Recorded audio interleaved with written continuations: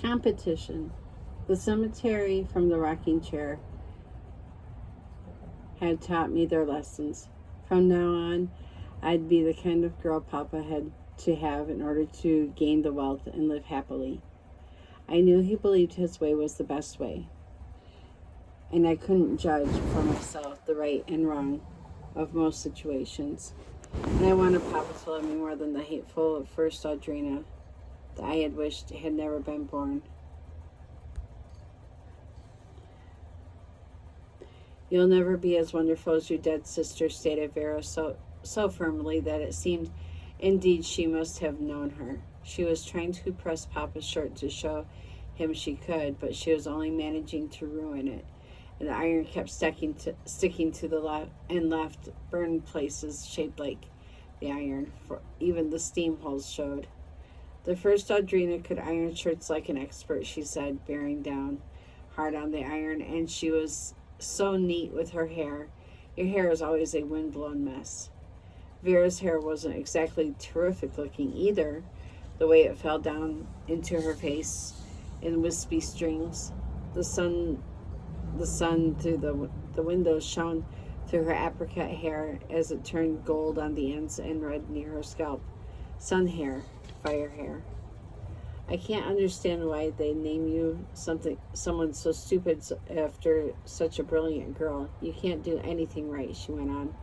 What fools parents can be. Just because you happen to have her coloring, they thought that you'd have her brains and personality too. And you aren't nearly as pretty, and you're moody and dreary to be around. She turned down the heat on the iron. It was already too late. Worry puckered her brow as she studied the burn marks and tried to figure out what to do. Mom, she called, if I burn Papa's shirt, what should I do? Run for the woods, called back my aunt, who was glued to her TV set, which was showing an old movie. Stupid, Vera said to me. Go ask your mother what can be done to take out the scorched place on Papa's shirt. I'm too stupid to know what you mean, I said. Still stirring my cereal, around, sure that Papa would put me in that rocking chair again tonight if he'd been doing 2 or 3 times a week, hoping the gifts were coming my way. Poor second best Audrina, Vera continued. Too dumb to even go to school. Nobody here wants the world to know how idiotic you are with your senile memory. She took the huge bottle of bleach and poured a little onto a sponge and dabbed at Papa's new pink shirt. The shape of the iron made an unsightly burn right where his coat wouldn't hide it. I went over to see what she was doing. The bleach seemed to be working. Papa stalked into the kitchen, bare-chested, cleanly shaven, his hair styled and ready to go. He paused near the ironing board to stare at Vera, who looked extremely pretty now that she was shaping up and slimming down in her waist. And he was looking from me to her, and then back again. Was he comparing me to her? What did he see that made him look undecided? What the devil are you doing to my shirt, Audrina? He asked, catching the first glimpse of the ironing board. She was pressing it for you, Papa, spoke up Vera, moving in closer as if to side with him. And the silly girl was so busy picking on me that she left the iron flat on your new shirt. Oh my God, he cried, grabbing the shirt and inspecting it closely. He groaned again when he saw something I hadn't noticed until the light shone through it. Holes were appearing in the fading scorch mark. Look what you've done, he roared at me. The shirt is 100% silk and you've cost me $100. He saw the huge bottle of bleach and then groaned again. You burn my shirt, then you pour on bleach? Where was your common sense, girl? Where? Don't get excited, said Vera, running forward and snatching the shirt from his hands. I'll repair the shirt for you, and you won't know it from new. After all, Audrina doesn't know how to do anything. He glared at me, then turned doubtfully to her. How can you repair a shirt that's been eaten by bleach? It's gone, and I plan to wear that to an important meeting. He hurled down the wine-collared tie, looked down at the light in his light gray trousers, and stared then started to leave the kitchen. Papa, I didn't burn your shirt.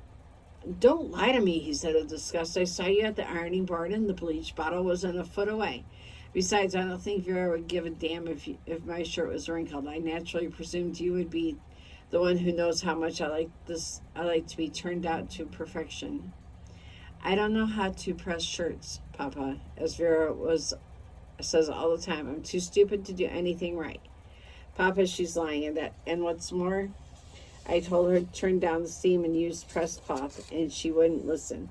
But you know how Audrina is. He seemed ready to flare back when he noticed my look of despair. All right, Vera, that's enough. If you can salvage this shirt, I'll give you $10. He smiled at her crookedly. True to her word, that evening Papa came home. Vera showed him his pink shirt. It looked brand new. He took it from her hands and turned it over to look for patch stitches and could find none. I don't believe my eyes, he said, when he laughed, and then laughed as he pulled out his wallet. He handed Vera $10. Honey, perhaps I've been misjudging you after all. I took it to the silk mender, Papa, she said demurely, bowing down her head. It cost me $15. So that means a lot. So that means I've lost 5 of my savings. He was listening attentively. If there was one kind of person my Papa admired, it was one who knew how to save. And where did you earn money to save, Vera? I run errands for old people, helping buy shopping for the groceries, she said in a small, shy voice. On Saturdays, I walk all the way to the village, do what I said. Sometimes I babysit, too. My mouth gaped. Surely, once in a while, Vera disappeared on Saturdays. But it was hard to picture her walking 15 miles to and 15 miles from. Papa was triply impressed and pulled out another 10 and gave that to her. Now that shirt cost me $120, but it's better than throwing it away. He didn't even look at me as he impulsively planted a resounding kiss on her cheek. You surprised me, girl. I haven't always been nice to you, but I thought you wouldn't care about my ruined shirt, even though I even thought you didn't love me. Oh, Papa, she said, her eyes gleaming. I love you from the top of your hair to the tip of your toenails. I hated her, really hated her for calling him Papa, and when he was my father, not hers. For some strange reason, he backed away from Vera, glancing down at his shoes as if to check the horny toenails that embarrassed him. He cleared his throat and looked disconcerted. Well, it's overdone. It's an overdone compliment, but if it's genuine, I'm pleased and touched. Stunned, I watched him leave the room without once glancing my way. He didn't come in that night to tuck me in, to bat or kiss my cheek, or hear my prayers. And if I dreamed of boys in the woods, I'm pretty sure on this night he wouldn't come running to save me. In the morning, it was Vera who poured Papa's coffee, spelling Mama, who seemed wilted and looking very pale. She jumped up to put on 3 slices of toast and stood close to see that it didn't toast too long. He liked it golden on the outside, tender on the inside. Vera fixed his bacon to perfection, and I didn't hear one complaint from him. When he finished eating, he thanked her for waiting on him, and when he got up to leave from work, limping after him, Vera caught hold of his hand. Papa, even though I know you're not my real father, can't we pretend you are? Can't we, Papa? He seemed uncomfortable, as if not knowing what to say, but at the same time touched. Papa belonged to me and Mama, not Vera. I glanced at my aunt, who sat tight-lipped and groaned. I wished that both she and Vera would leave and go anywhere away from here. Soon Papa left. I watched his car turned off the dirt road that would take him to the expressway into town, where he'd have lunch with businessmen and call it work. To my surprise, he stood momentarily at the mailbox on the corner where our private road forked off to meet the main road. I wondered why he hadn't picked up the mail last night. Had he been so eager to reach Mama and see how she fared that he had forgotten again to check the mailbox?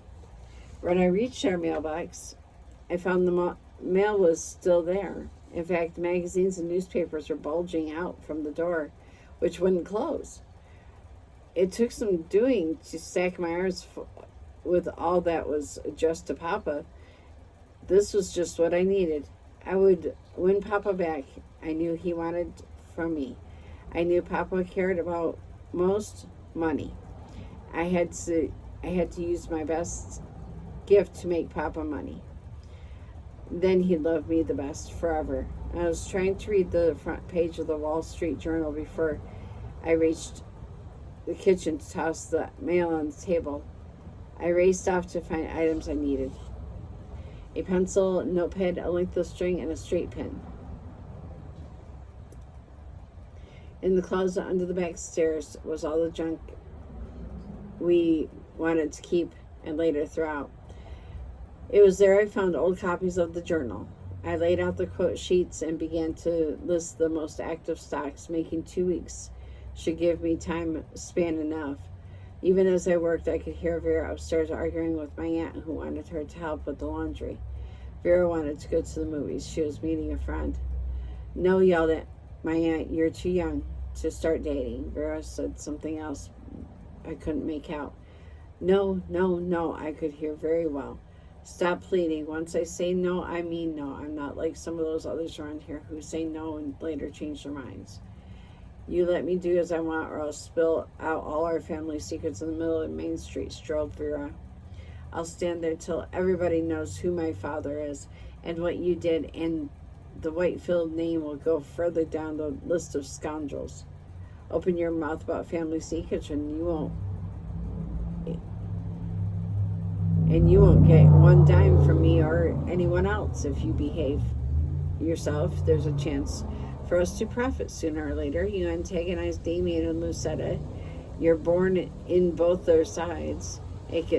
You're a thorn in both their sides, but it could pay off for both of us if you just try to behave yourself. And I used to rue the day that I conceived you. Many a time I wished I had had an abortion, but when you had Damien's shirt repaired, I saw how impressed he was. I regained some hope. Pleading came into her voice. Audrina doesn't have to be the darling of the family, Vera. Remember, all that happened to her has given you a certain edge. Take advantage of it. You know how he is. You know what he needs. Admire him, respect him, flatter him, and you'll become his favorite. There's long silence up there, some whispering I couldn't hear. That all too familiar lead ball came to reside in my chest again. They were plotting against me, and they knew something happened to me when I didn't.